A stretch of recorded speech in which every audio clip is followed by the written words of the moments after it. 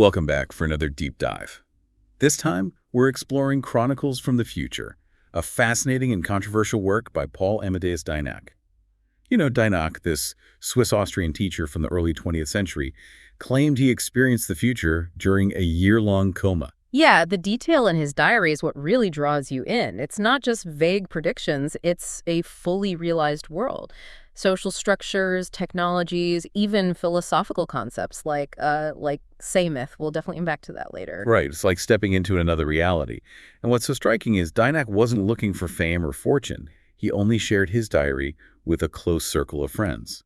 Which makes you wonder, was this a prophecy, a warning, or something else entirely? Maybe a glimpse into one possible future, or even just, a reflection of his own desire for a better world. Yeah, that's the question that's kept people hooked for decades. Yeah. But before we get into Dienach's vision, let's talk about the man himself. Well, he was born in 1882, lived a pretty ordinary life, teacher, scholar, struggled with health problems, which ultimately led to the coma that triggered this whole journey. He wasn't a sci-fi writer or anything, just a man of his time, living in early 20th century Europe.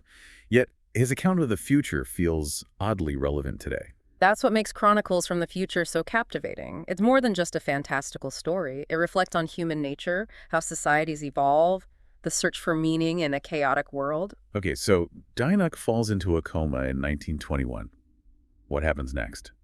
According to his diary, his consciousness is transported to the year 3906 AD. He finds himself in the body of a man named Andreas Northam. Important to note, Dienach never actually said he was time traveling. He described it more as a transfer of consciousness, like a soul inhabiting a different body in a distant future. Fascinating. Raises all sorts of questions about consciousness, identity, the nature of reality itself. But let's stick with the world he found himself in. What was life like in 3906? Well, it's both familiar and profoundly different. Dienach describes a unified humanity under a single global state, the Rechtsstaat, established in 2396 AD. No more countries, borders, or national conflicts. That's a huge change from where we are now. What led to this unification, and how does this global state work? Dienach doesn't really go into the specifics of how the Rechtsstaat came about. He focuses more on the results.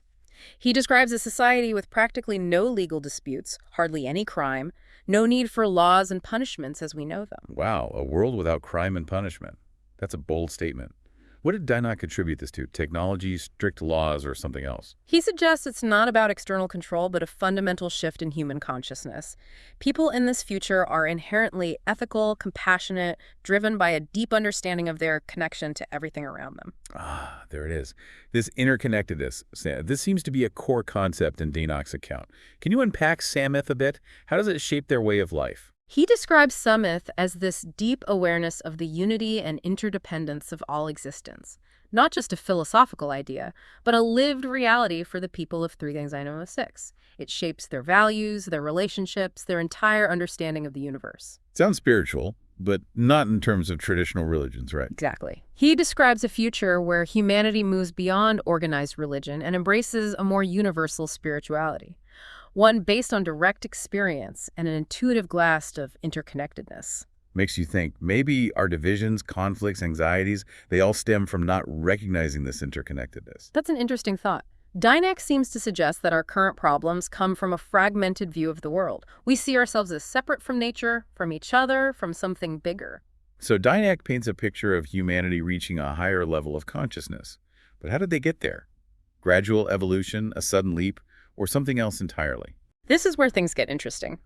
He describes a massive evolutionary jump in consciousness happening in 13382 AD, an event they call Nibelwirch.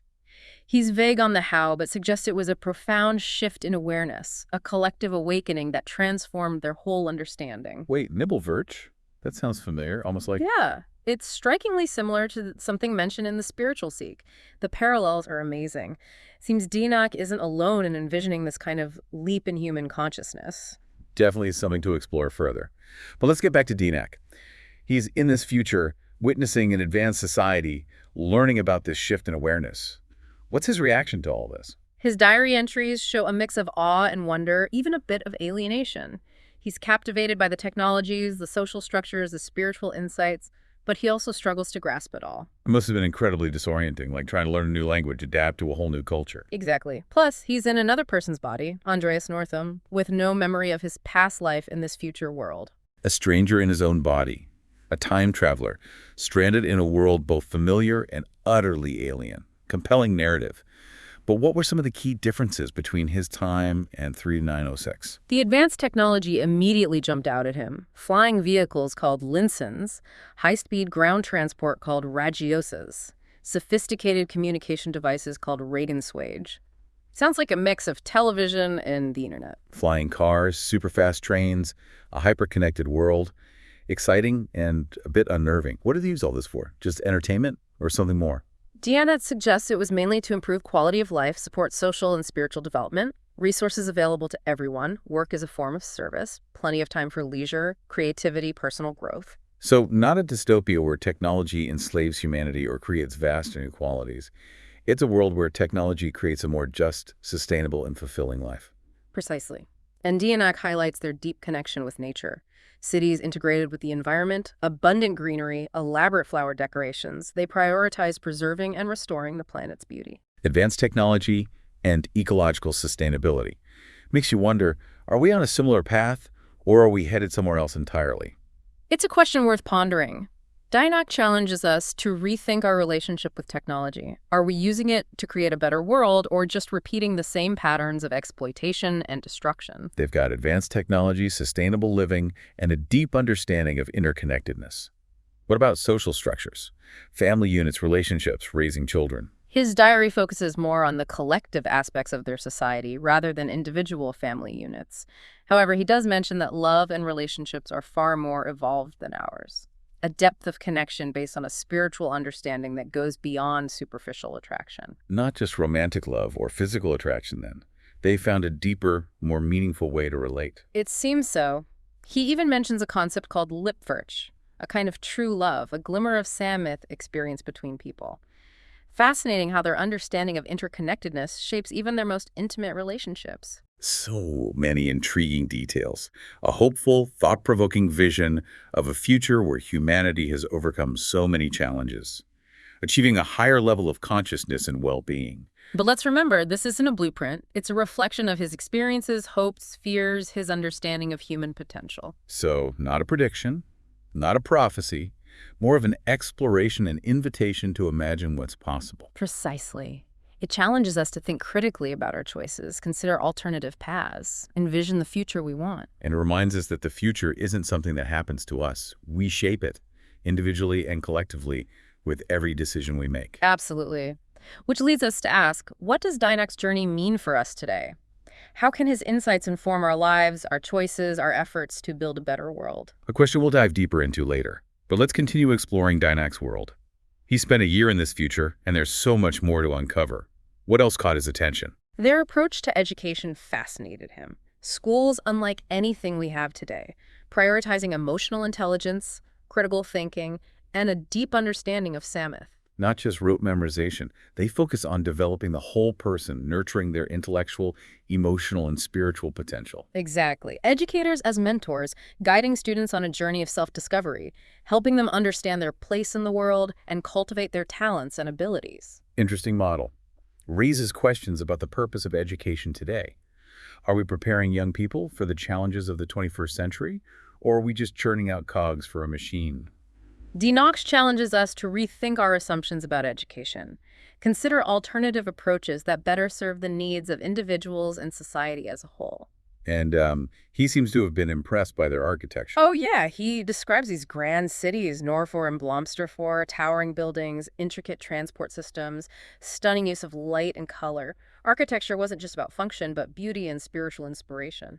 They found a way to combine aesthetics and function, creating spaces that are practical and uplifting. Exactly. They saw architecture as an expression of their values, creating environments that fostered harmony, well-being, and a sense of connection to something greater. You know, this reminds me of a passage from the Spiritual Seek that emphasizes creating spaces that nourish the soul, inspire creativity and contemplation. Both Dienach and the Spiritual Seek seem to point towards a future where beauty and spirituality are woven into our everyday lives. That's a great observation. It's fascinating to see these connections between Dienach's account and other sources exploring human transformation. It's like they're all tapping into a similar vision, a shared understanding of what humanity could achieve if we choose a different path. And that's what makes this deep dive so compelling. It's not just about Dienach's future world. It's about the broader implications, the questions it raises for our time, the possibilities that lie ahead. Dienach mentions a peculiar form of entertainment, 3D theaters. Yeah, he goes to a performance, marvels at how immersive and realistic it is, doesn't get into the specifics of the technology, but it's a fascinating glimpse into their artistic innovations, their pursuit of new forms of entertainment. Like a super advanced IMAX or virtual reality, the line between real and imagined becomes blurred. Exactly.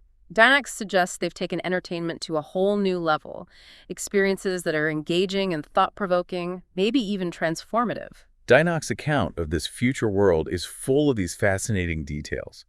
But it's also interesting to consider what he doesn't mention. That's a great point. There are some noticeable omissions in his diary, especially when it comes to politics and economics. He describes a unified global state, but no details about how it's governed. Mentions a world of abundance, resources for everyone, but doesn't explain how they manage their economy or what role, if any, money plays. So a world without politicians, political parties, economic systems as we know them. Fascinating but perplexing. How do they make decisions, distribute resources, motivate people to contribute if they don't have the structures we're used to? Dienach doesn't give us any easy answers. He invites us to imagine new possibilities, to think about different ways of organizing society, challenge our assumptions about what's necessary for a civilization to function. Like a puzzle with some pieces missing. We get glimpses, but we have to fill in the gaps. And that's part of what makes Chronicles from the Future so captivating. It's not a finished product. It's an invitation to engage with his vision, explore the possibilities, and ask ourselves what kind of future we want to create. Well, we've covered a lot in this first part of our deep dive into Chronicles from the Future. We explored Dienach's life, his extraordinary journey to the year 3906, and some key aspects of that world. We've touched on their advanced technology, their sustainable way of life, their profound sense of interconnectedness, their transformative approach to education and architecture. But there's so much more to explore. The deeper philosophical and spiritual implications, the connections to sources like the spiritual seek, and the relevance of all this to our own time. So, join us for part 2 as we continue to unpack the mysteries of Chronicles from the Future and explore its potential to inspire and inform our journey toward a better world. You know, picking up where we left off, it's interesting how Dienach also grapples with the darker aspects of this seemingly utopian future. Yeah, that's a good point. It'd be easy to just, idealize this vision, imagine a world without problems. But Dienach doesn't shy away from the complexities, does he? Not at all. He even describes the potential for people to feel overwhelmed by the intensity of research. Okay, now we're getting to some new territory. We've talked about Saw-Myth and Nibelverch, but Reusverch is a new one. What is Reusverch, and why would it be overwhelming? Well, Dienach describes Reusverch as a state of profound spiritual happiness, almost like an ecstatic experience of interconnectedness and bliss. But he also says it can be so intense that it can actually lead to suicide. That's a pretty dark twist. It's almost like they've reached such a high level of spiritual awareness that it becomes, too much for some to handle. Exactly. It shows that even in a world where suffering has been minimized, human beings are still complex. We experience a whole range of emotions. Progress isn't about achieving some perfect state of happiness, but about learning to navigate all of our emotions, the good and the bad. Dienach also hints at some interesting power dynamics in this future society. Yeah, he mentions figures like the Tilties, Lorphis, and Electors. They seem to hold positions of authority within this intellectual hierarchy. So even in a world without countries, borders, traditional economies, there are still hierarchies. Makes you wonder if hierarchy is just part of human nature, something we can never truly escape. It's a question that's puzzled thinkers for centuries. Dienach doesn't give us any definite answers, but it's definitely something to think about. And it makes you think about this global state, the Rechtsstaat. Dienach doesn't really explain how it works, but if there are still hierarchies, it can't be completely egalitarian. There has to be some form of leadership, some way of making decisions. Right, and it brings to mind our earlier discussion about the parallels between Dienach's Nibelverch and that similar evolutionary leap described in The Spiritual Seek. One thing the Spiritual Seek touches on is the idea that even after a transformation like that, The need for guidance doesn't just disappear, it just changes, becoming more about wisdom and spiritual insight rather than political power or economic control. It's really interesting how these different sources written in different times seem to converge on similar ideas. It's Hmm. like there are certain universal truths about human nature and how societies evolve that go beyond cultural differences. Absolutely. It reminds us that even in a future world that seems vastly different from ours, we might still face some of the same fundamental challenges: the need for leadership, the dynamics of power, the complexities of human emotion. Dienach also provides some interesting insights into their education system. Oh, yeah. He describes schools as places where students are encouraged to develop their emotional intelligence and their connection to Samoth. The focus is on experiential learning and self-discovery. It sounds like a much more holistic and individualized approach than what we have in many parts of the world today. It is. It seems Dienach is advocating for an education system that values the development of the whole person, not just their intellect, but also their emotional, social, and spiritual potential. It makes you wonder if our current systems are doing enough to nurture those aspects, especially in a world that's becoming more complex, interconnected, and technologically driven. That's a question that's definitely relevant today. Dienach challenges us to rethink what education should be and consider models that align with the needs of individuals and society. Dienach also talks about their unique approach to love and relationships. Yeah, he describes a depth of connection that goes beyond our current understanding of love. A connection rooted in their awareness of Samoth and their ability to see a glimmer of this universal interconnectedness in each other. So they've moved beyond the kind of superficial and fleeting romantic love we often experience. It seems that way. He suggests that their understanding of love isn't just about romantic partnerships, but extends to a sense of love for all beings, a recognition of our shared humanity. This reminds me of the emphasis on compassion and universal love found in a lot of spiritual traditions. So like Dienach is describing a future where these ideals have become a lived reality, shaping their relationships and their interactions. That's a great connection. And it's important to remember that Dienach's account isn't just about this utopian future, it's also about the journey to get there. Right. He describes some pretty catastrophic events that lead up to the establishment of this unified, enlightened world. He does. The colonization of Mars and its destruction in 2204, a devastating nuclear war in 2309, even encounters with extraterrestrial beings. Wow, that's a lot. So humanity goes through some serious trials and tribulations, some near-apocalyptic events, but ultimately emerges as this unified, spiritually evolved species. That seems to be Dienach's point. It suggests that even in the midst of immense suffering, humanity has the capacity to learn, adapt, and evolve. It's a message that resonates with what's happening in the world today. Climate change, political polarization, social unrest. It's easy to feel overwhelmed, even hopeless. But Dienach reminds us that even in the darkest of times, there's still potential for transformation and renewal. It's a powerful message, not about ignoring the very real dangers, but about recognizing that even within these crises, there's potential for growth and evolution, for a fundamental shift in how we understand ourselves and our place in the world. It's almost like Dienach is saying that the path to a better future isn't a straight line. It's a winding, turbulent journey full of setbacks and breakthroughs. Precisely. And this journey requires more than just technology or social reforms. It needs a fundamental change in human consciousness, a shift in our values, our priorities, our understanding of what it means to be human. You know, Dienach's account is so detailed that sometimes it's easy to lose sight of the bigger picture. But I think it's important to step back and consider the overarching themes. I agree. What are some key takeaways that stand out to you? Well, the emphasis on interconnectedness, this concept of Samoth, is definitely a big one. It's like Dienach is saying our sense of separation is an illusion, that fundamentally we're all connected to each other, to nature, to something larger than ourselves. That's a powerful theme, one that echoes across many spiritual and philosophical traditions. It's also an idea that's getting more and more support from scientific fields like quantum physics. Makes you wonder, is recognizing and embracing this interconnectedness the key to solving the global challenges we face today? I think it's a crucial step. If we keep seeing ourselves as separate individuals competing for limited resources, we're likely to just keep repeating the same patterns of conflict and destruction. But if we can shift our perspective, see ourselves as part of a larger web of life, maybe then we can find more collaborative and sustainable solutions. That's a powerful message, and one that feels incredibly relevant right now.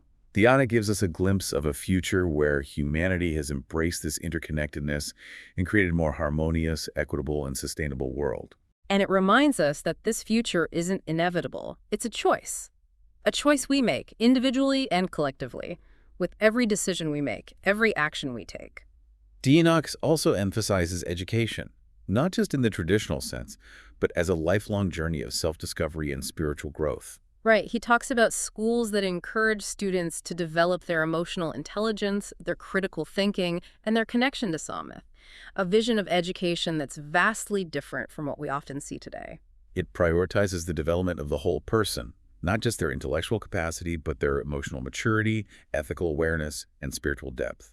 And it recognizes the importance of mentorship, guiding students on this journey of self-discovery, helping them find their place in the world. It makes you wonder if our current education systems are really preparing young people for the complexities of the 21st century. A world that demands more than just technical skills, but adaptability, resilience, empathy, and a willingness to work together across cultures. Absolutely. Dienach challenges us to rethink what education should be about and how we can create learning environments that foster the development of the whole person, preparing them not just for careers, but for meaningful lives. Dienach also touches on the importance of ethical behavior and individual responsibility. Yes. He describes a world where laws and punishments have become obsolete, not because of strict enforcement, but because individuals have internalized a deep respect for human life and a commitment to the well-being of everyone. A society rooted in inner virtue, compassion, empathy, a shared sense of responsibility. It's a powerful idea, but also a challenging one, especially in a world that often feels driven by self-interest and competition. It's a radical shift from our current reality, but Dienach suggests it's not impossible. It requires a fundamental change in human consciousness, a move away from egocentrism towards a more altruistic and compassionate way of being. And it requires us to rethink our systems, our institutions, our culture, to create environments that support and nurture those ethical values. Right. Dienach doesn't provide all the answers, but he offers a powerful vision, a vision that can inspire us to make different choices, cultivate those values in our own lives, and work toward a world that reflects our highest aspirations. You know, Dienach's account also raises interesting questions about the relationship between technology and spirituality. Absolutely. He describes a world that's both technologically advanced and deeply spiritual, a world where science and spirituality seem to coexist, even complement each other. It challenges that common belief that technology and spirituality are somehow opposed. The technological progress inevitably leads to a decline in spiritual values. Exactly.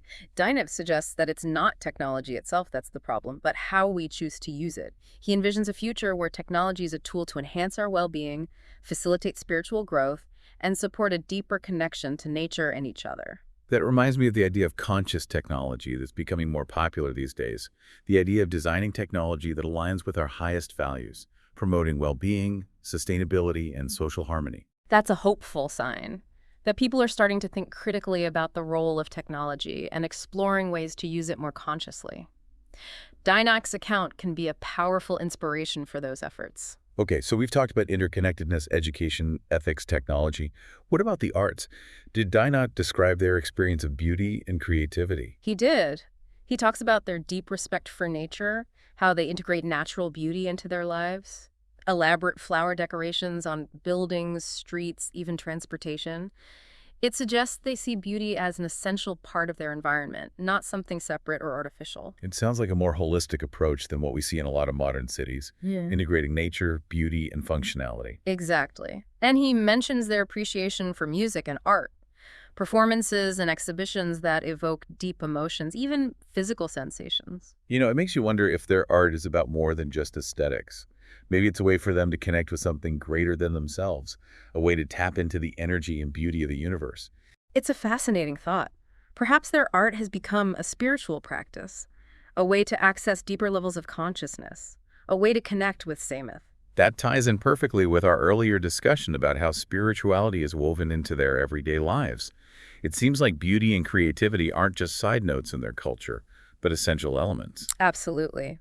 And it reminds us that art and beauty aren't just luxuries or entertainment, they're essential needs that nourish us and connect us to something larger than ourselves. Dienach also seemed impressed by their unique approach to preserving history. Yes, he mentions visiting Marienburg, a city museum that preserves artifacts and stories from their past, including from our time. It's interesting that they've chosen to preserve not just their own history, but also the history that led to their unified global state. It suggests that they see their present as a continuation of our past, a recognition that they wouldn't be where they are without the lessons and the progress of those who came before them. It's a good reminder that we're all part of a bigger story, a story that stretches back through time, connecting us to generations past and future. It challenges us to think about how we're shaping that story, what legacy we're leaving, and what we can learn from the past to create a better future. So they have a deep appreciation for history, they've developed advanced technologies, they've built a sustainable and equitable society, and they've cultivated a culture that values spirituality, education, ethics, beauty, and interconnectedness. It's a pretty remarkable vision, isn't it? It really is. Dienach offers a glimpse into a world that seems to have overcome so many of the challenges we face. A world where humanity has reached a higher level of consciousness and created a way of life that's more aligned with our values and aspirations. But it's important to remember that Dienach's diary isn't a blueprint or a prediction. It's just a reflection of his own unique experiences, hopes, and understanding. Exactly. It's not a guarantee, but an invitation. An invitation to imagine what might be possible, to consider different paths, and to actively participate in shaping the future we want. It reminds us that the future isn't something that just happens to us. We create it with every choice we make, every action we take. Absolutely. And that brings us to the question of Dienach's return to his own time, to the world of 1922. That transition from a world of peace and enlightenment back to a world still reeling from a world war must have been incredibly difficult. Imagine carrying those memories, that vision of what humanity could be, and then suddenly being back in a world that's nowhere near that potential. It must have been a profound and disorienting experience. It makes you wonder how that journey through time impacted his view of life, his relationships, his understanding of the world. Did he try to share his vision with others? To warn them or inspire them? That's one of the most interesting parts of Dienach's story. He seems to have been very careful about who he told. He shared his diary with a few close friends, but he didn't try to make it public. It's almost like he understood that humanity had its own path to follow, its own lessons to learn, and that sharing his vision too widely might interfere with that process. Or maybe he realized that his experience was so unusual, so far removed from what people believed back then, that most people would just dismiss it. It makes his decision to write it all down even more meaningful. It was his way of preserving those memories, making sense of what he had seen, and maybe leaving a record for future generations, for a time when people might be more open to his vision. And it's because he made that decision that we can engage with his story today, explore its implications, and consider its relevance for our own journey toward a better future. Okay, so Dienach comes back to his own time, carrying the memories of a future that's both inspiring and unsettling. He writes it all down in his diary, sharing it with just a few people. And eventually, that diary ends up in the hands of George Papachatzis, a Greek author and translator who recognizes its importance and publishes it. Hold on, wasn't Papachatzis involved with the Theosophical Society? You're right. And the Theosophical Society was all about exploring mystical and spiritual concepts, so it's interesting that the diary ended up with him. Papachatzis spent years studying it, trying to figure out what it meant and if it was authentic. So was he convinced that Dienach was telling the truth? It seems so. He eventually published it in Greek as The Valley of the Roses. Wait, how did a diary written in the 1920s about the year 3906 end up with that title? Good question. The Valley of the Roses is a really important place in Dienach's account. It's described as a sacred city, a center of spiritual learning and enlightenment, a place where people go to deepen their understanding of Samith and connect with higher levels of consciousness. Ah, so it's not just a pretty name. It symbolizes something much deeper, something essential to Dienach's vision of the future. Exactly. It represents the culmination of humanity's spiritual evolution, a world where interconnectedness, wisdom, and compassion are the guiding principles. So the book was published, and Dienach's story reached a wider audience. How was it received? Well, the initial reception was mixed, as you might imagine, with such an extraordinary story. Some people were captivated by Dienach's vision, seeing it as a source of hope. I can see why. It speaks to that deep desire for a better world, a world without the conflicts and problems we face today. Exactly. It offers a glimpse of a future where humanity has overcome those challenges and created a more just, sustainable, and fulfilling way of life. But of course, there were also people who were skeptical. They saw Dienach's account as a fabrication, a product of his illness, or just a work of fiction. And those doubts are understandable. It's a story that challenges our ideas about time, consciousness, and reality. It requires a certain openness to the unknown. That's one of the things that makes Dienach's story so compelling. It pushes the boundaries of what we think we know. It asks us to question our assumptions and consider possibilities that might seem far-fetched. It's definitely a story that stays with you. It makes you ask deeper questions and consider different possibilities. And it's a story that continues to resonate today, finding new audiences and sparking new conversations as we face the challenges of the 21st century. Okay, so Dienach's diary has sparked a lot of debate and discussion, but what about its impact? Has it influenced how we think about the future? That's a tough one to answer. It's hard to measure the direct impact of a book like this, but it's definitely contributed to a growing interest in alternative futures and the idea of human transformation. So it's not just a fringe idea. People are really engaging with these concepts. Oh, yeah. Dienach's vision of a society focused on spiritual development, social harmony, and connection with nature resonates with a lot of people who are disillusioned with the way things are today. It offers hope and possibility. It sounds like it's tapping into a deeper yearning, a desire for a future that's more just, sustainable, and fulfilling. Absolutely. I think it speaks to a growing awareness that our current systems aren't working and that we need to find a better way.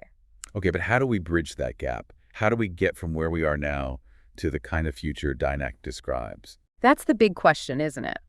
Dienach's diary isn't a road map. It's more like a compass. It points us in a direction. So it's up to us to figure out the route. Exactly. We can take inspiration from his vision, but we need to adapt and innovate. Find solutions that work for our own time and circumstances. It's a daunting task, but also an exciting one. It is. Dienach's story reminds us that we're not just passengers. We're the ones who create the future. Okay, so Dienach's account gives us a lot to think about. But what about Dienach himself? Do you think he ever regretted coming back to his own time? You know, I've wondered that myself. His diary entries often express a longing for that future world. He seems to have been deeply moved by their wisdom, compassion, and way of life. It makes sense that he would feel that way, coming back to a world that seemed so far from realizing that potential. It adds a layer of tragedy to his story. He got a glimpse of what could be, but then he was sent back to a world that wasn't there yet. It makes you think about how that experience must have shaped him. Like he carried a part of that future with him, a vision of what humanity could become, and maybe that vision influenced his choices and how he lived his life. Dienach's journey shows us that even a glimpse of a better future can have a profound impact. It can inspire us to make different choices, to strive for something more. Absolutely. It's a reminder of the power of imagination, to envision the future we want and take action to make it real. Dienach's account of the future is both inspiring and thought-provoking. It presents a vision of humanity that has overcome many of our current limitations, but it also suggests that progress comes with its own challenges. Yes, he hints at potential downsides, the feeling of isolation, the intensity of certain spiritual experiences, and the fact that even in this harmonious society, hierarchies and power dynamics still exist. So it's not a perfect utopia. There's still complexities and trade-offs. Exactly. Dienach's account reminds us that there are no easy answers or quick fixes. Creating a better future takes ongoing effort, critical thinking, and the ability to adapt. It's a call to be more conscious, more deliberate, and more responsible in shaping the future, both individually and collectively. And to remember that progress is a journey, not a destination. Dienach's story is a fascinating exploration of human potential. It challenges our assumptions about reality, consciousness, and the very nature of progress. It's a story that stays with you, encouraging you to ask deeper questions, to explore new perspectives, and to consider the vast possibilities that lie ahead. Dienach's journey is a powerful reminder that we're not just passive observers of history. We're active participants, shaping the future with every choice we make. It's a message of hope, but also a call to action. It tells us that a better future is possible, but it requires us to make different choices, shift our priorities, and embrace a more enlightened way of being. Dienach also hints at some interesting developments in the realm of spirituality. He does. He describes a future where humanity has moved beyond traditional religions and embraced a more universal understanding of spirituality, one that emphasizes interconnectedness, direct experience, and something they call direct knowledge. So it's not about dogma or rituals. It's about a personal connection to something larger than ourselves. Precisely. Dienach describes a spirituality that's deeply embedded in their lives, shaping their values, their relationships, their understanding of the universe. It's almost like they've found a way to bridge the gap between science and spirituality, to create a worldview that encompasses both reason and intuition. That's a great point. Dienach suggests that they've reconciled those two seemingly opposing forces, creating a more holistic and integrated understanding of reality. It challenges that classic Western way of thinking that sees science and spirituality as being in conflict. Dienach invites us to consider that maybe these two realms aren't mutually exclusive, but complementary aspects of being human. Dienach also seems to have been deeply affected by his experience in the future. It's like he carried a piece of that vision back with him. Yes, his writing often reflects a longing for that world, a world of peace, harmony, and understanding.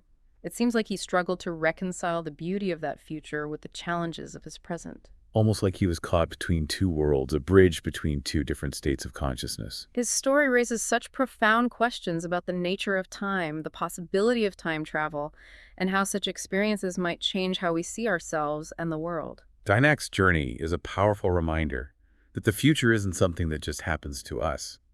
It's something that we create, individually and collectively, through our choices. It's a call to embrace our power to imagine, to envision the future we want, and to take action to make that vision a reality. You know, over these last two parts, we've really dug deep into Chronicles from the Future. Such a fascinating story with all these questions about time travel, consciousness, and human evolution. Yeah, it definitely pushes us to think outside the box, to consider things that seem, well, a bit out there.